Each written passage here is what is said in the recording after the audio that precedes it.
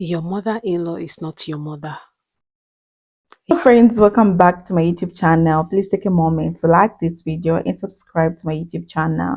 So in today's video, we'll be talking about your in-laws are not your friends. So women are sharing their experiences with mother-in-law, father-in-law. So I put the videos together so that you guys watch and learn. I'll be back to share. As someone who's in the process of getting a divorce, if there was any advice that I could give to someone who is getting married, this is what it would be. One of the main things, like number one on the list, you always need to remember that your in-laws are not your family. Your in-laws are not your family. Everything is going to be sweet in the beginning. Y'all can be tight, whatever the case is. But the moment shit hits the fan in your marriage, they are not going to cover you. They are not going to have your back.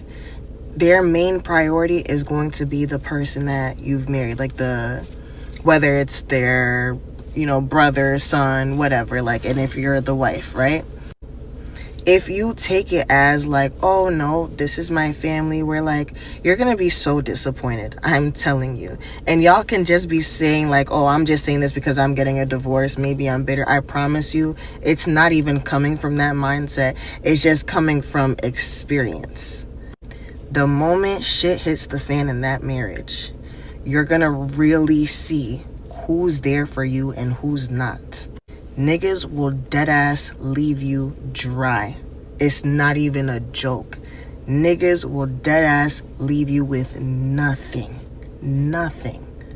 So it's always best to just put that at the forefront of your brain. Like, hey, I love these people. I care for these people, but they are still not your family. It's good for you to, even if you decided to move in with somebody that's across the country, and maybe you're with their family and your family is on the other side of the country, still make sure that you maintain a decent relationship with your family, because you never know when you're going to need them. If shit hits the fan, you're going to need your family. The two becoming one is a beautiful thing, but always make sure that you are good and that you're fine, because at the end of the day, you got you. That is my advice for anybody who is going. Your toxic in-laws are talking behind your back every chance they get. They smile in your face, but as soon as you leave, they let everybody in the room know exactly how they feel about you. They're talking about your children. They're talking about the way you live your life. They're literally judging and critiquing everything about you. They're judging the way you parent your kids. They're secretly deceiving you behind your back. They're secretly trying to pull the wool over your eyes, trying to make you believe that they are these like nice and kind and polite individuals, but secretly they really don't like you and they're trying to destroy you and your relationship. Toxic in-laws are secretly competing with you. They are digging up dirt on you. They are trying to one-up you. If you get a new car, they're trying to get a newer car. You get a house, they're going to try to get a bigger house. Your toxic in-laws are secretly trying to hook your spouse up with someone else. They are secretly trying to ruin your relationship. They will secretly try to ruin, any type of special event in order to, make you upset.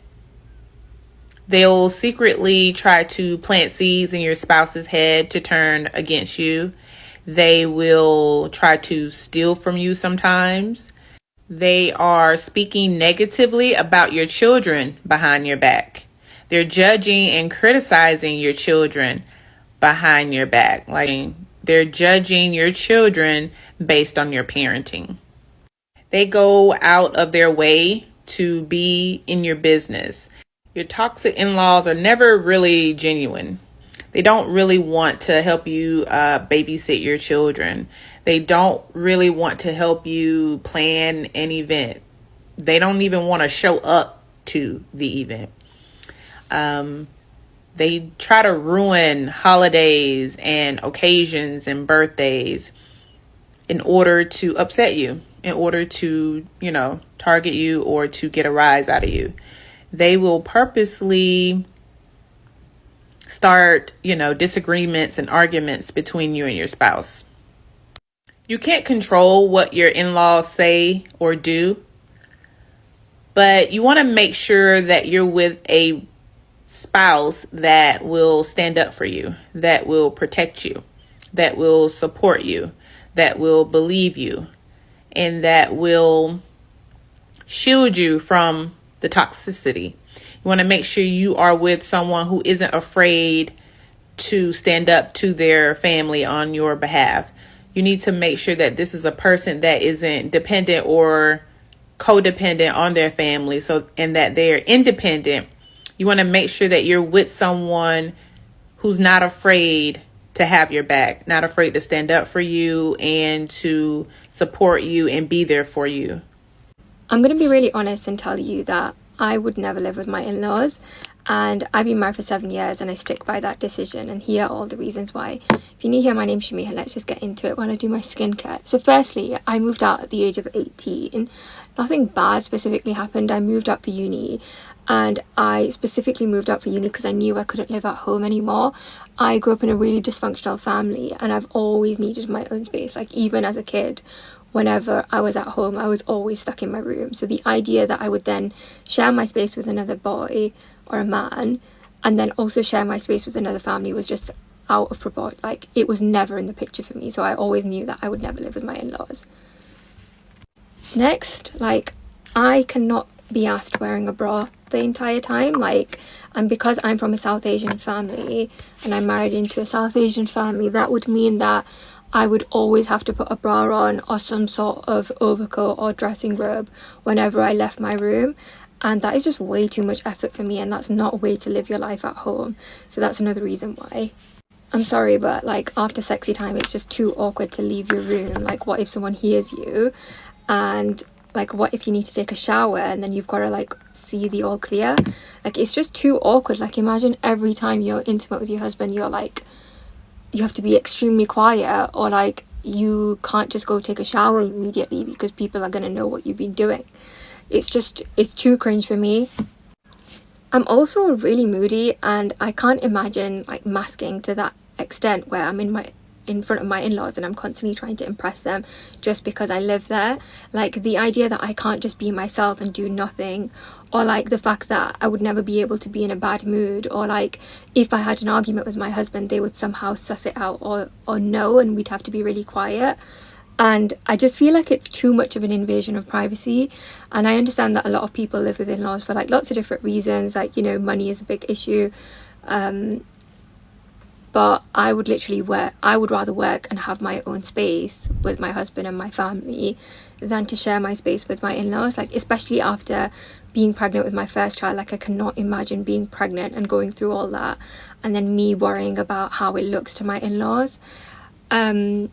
I also think that I couldn't live with my in-laws because my husband has now learnt to cook and cooks for me a lot of the time, and I feel if I lived with my in-laws, he would have never learnt that. But let me know, are you married? Do you live with your in-laws? How do you find it?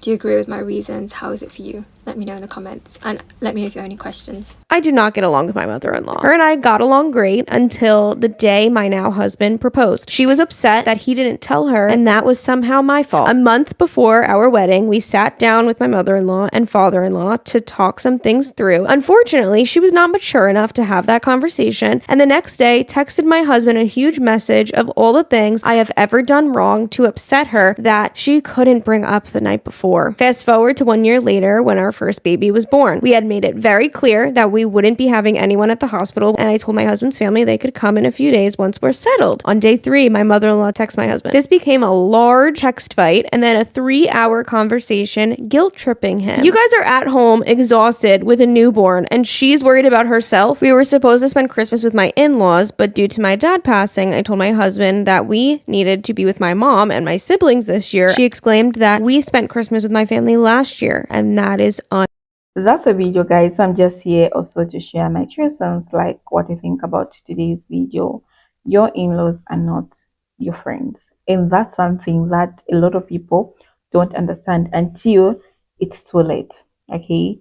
No matter how kind, warm, or welcoming they seem in the beginning, they will have a stronger allegations to their blood, your partner. And that's not necessarily a bad thing. It's human nature. But when you mistake that politeness or surface level acceptance for the true friendship, you put yourself in a position to be blindsided. See, your in laws can like you, respect you, even love you in their own way, but they are not your people. They are not the ones you can run to when your relationship is falling apart.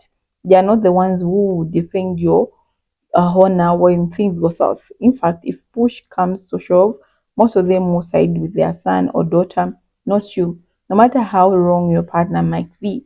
Many people, especially women, walk into marriages thinking they need to impress their in laws, bend over backwards to fit in, and gain approval like it's a competition. But the reality is, trying to be over close with your in-laws can backfire. You start sharing things that shouldn't stay between you and your partner. You start opening up emotionally and giving them access to your relationship dynamics, thinking that because they smile at you, they are safe. But let's be honest, anything you say can might be used against you later. That sweet mother-in-law, she might smile and call you dear, but behind closed doors, she's judging you, parenting your house, keeping your cooking, and most of all, your influence over their child. It's not about being rude or distant. It's about boundaries, healthy theme, mature boundaries, being respectful without being naive. You can be civil, you can be warm, but you don't have to be vulnerable. Vulnerability is for your therapist, your best friends, maybe your siblings, not your in-laws, because in-laws are like co-workers in their job of marriage. You have to collaborate, you have to communicate, but that doesn't mean you become besties. And too many people mix those lines up, thinking that being accepted by the in-laws means you made it in the relationship. No, the only person you really need to be aligned with is your partner. That's a real term, okay? Let's also talk about the manipulation that comes sometimes with your inner relationship. Some in-laws are subtle about it. They drop comments here and there, passive aggressive, jabs, mask, as advice or concern. They act like they just want their best for their son or their daughter. But what they really want is control. And if you are too focused on being liked, you won't see it until too late. They will quit trip the emotional blackmail. They even use your kids as ravage to keep you in line. And if you don't have strong emotional boundaries, you start to think you're the problem, when in reality they're just playing their own power game behind a mask of familiar love. The truth is, sometimes in-laws only like you as long as you're doing what they want, as long as you're not challenging the family dynamic. The moment you speak up, set a boundary, or do something that goes against the idea of how things should be, the switch flips. Suddenly you are controlling, rude, not the same person. It's not that you have changed, is that their image of you no longer fit the role they want you to play. And that's why you have to be very careful about trying too hard to belong. You don't need to belong to them. You need to be loyal to yourself, your peace, and the values you have and your partner built together. It's also important to recognize that your partner may be blind to their family toxic patterns. They grew up in it. It's normal to them. They may not see how their mothers constant criticisms or their dad's silence is affecting you. And if you're trying to best friend your in-laws while also navigating those dynamics, it gets messy. Your partner may expect you to just understand, let it go, or worse, don't start drama. But it's not drama to protect your mental and emotional healthy. You don't owe your in-laws your emotional availability. You owe them respect, yes, but not access to your soul. Some in-laws come around with time, some never do, but your job is not to win them over. Your job is to protect your relationship with your compromising your sense of self. If friendship forms naturally over time, that's bonus, not a requirement. By going into marriage expecting your in-laws to be your new best friend is a recipe for disappointment. You're not marrying into your fairy tale. You're marrying to a family system that has its own history, baggage, and dysfunctions. Be smart about how you close you get. Know the difference between kindness and loyalty. Kindness is what they show you. Loyalty is where they stand when things get hard. And when things get hard, you learn really fast that blood runs thicker than wedding vows. So keep it cool, keep it cordial, but keep your circle tight. Your in laws are not your friends, they're part of your life, yes, but they're not your safe space. Your safe space should be within yourself, your partner, in the people who have proven they right for you, not just when it's easy, but especially when it's not. So, like, I've come across a lot of stories on TikTok where women are coming out and say how they were mistreated by their mother-in-laws, how their mother-in-laws don't like them. Okay, so one thing I can tell you is that you don't have to be in someone's love. Okay, this love should just come like naturally coming. You don't have to force people to love you. As much as these people you just met when you already have tooth in your mouth and you met your husband, you already have teeth. They can change anytime. Okay, they can just wake up and tell you, okay, me, I'm not interested. And don't expect that your mother-in-law is going to defend you on this, or maybe they're going to help you. If they're a good family, fine, they'll go ahead and help you. But they'll start saying things like, "Oh, I knew last time she did this. Everything you did was wrong." In fact, even if you're doing 100% things right, but once your husband just decide that, oh, I don't, you're not good for me, I want to look for someone else, they'll not look, they won't even defend you most of the times. If they do, then you have a very good person around you. And the mistake we make most of the times that we open too much to people. Like you just want to open everything about your relationship with your husband to anyone, okay, to any family member. Please be very, very careful. Always be smart. As much as we want to be respectful to these people, you don't have to open everything, like what's really happening to you, what's really happening to your marriage. Okay, because as much as we have these differences with our partners, we have to always protect the image of your relationship, which is very important. And some people will just come and say everything on TikTok. Yeah, people are comfortable saying that, but you don't need validation from people. Like, it doesn't make sense. If you're going through something, find a therapist. You can confide to a friend, though some friends these days it's very hard to find a true person. But if you have like a good circle for yourself, please, you can open up to your friends. But coming live on TikTok and say whatsoever, it's not okay. I know people are healing through TikTok, people are healing through YouTube. Yeah, it's okay if you're okay to share the story, but if you haven't healed, you're still passing phases, ah, you don't have to share. You can only share maybe you are healed. You know, this is when you're passing. I know it can be too much, but we should also learn to handle ourselves so well and always protect yourself. Okay. Thank you so much for watching, guys. I'll see you in my next episode.